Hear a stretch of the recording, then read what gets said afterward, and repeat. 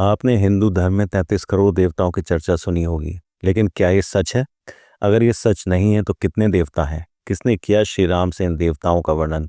और वह कौन था जिसे श्री राम ने जंगल में राक्षस समझ लिया था? सच जानने के लिए चलते हैं वाल्मीकि रामायण के अरण्य कांड के 14वें चैप्टर में, जहां वाल्मीकि जी लिखते हैं, पंचवटी जाते समय बीच में श्री राम को एक विशाल का एक गिद्ध मिला जो बहुत भयंकर था। वन में बैठे हुए उस विशाल पक्षी को देखकर श्री राम और लक्ष्मण ने उसे राक्षस समझ लिया और पूछा कि आप कौन हैं? तब पक्षी ने बड़ी मधुर आवाज में बताया, बेटा, मुझे अपने पिता का मित्र समझो। पिता का मित्र जानकर रामचंद्र जी ने गिद्ध का आदर किया और शांत भाव से उसका कुल और नाम पूछा। तब गिद्ध ने अपने कुल का परिचय देते हुए समस्त प्राणियों की उत्पत्ति का क्रम से बता दिया।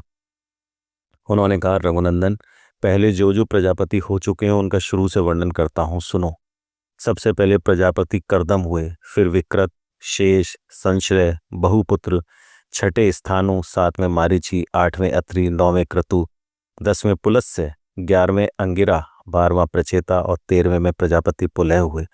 14वें दक्ष, 15वें विवसान, 16वें अरिष्टनेमि और 17वें प्रजापति कश्यप हुए। यह कश्यप ही अंतिम प्रजापति कहे गए हैं। कश्यप जी का विवाह दक्ष की 8 कन्याओं से हुआ। अदिति, दिति, दनु, कालका, ताम्रा, क्रोधवसा, मनु और अनला।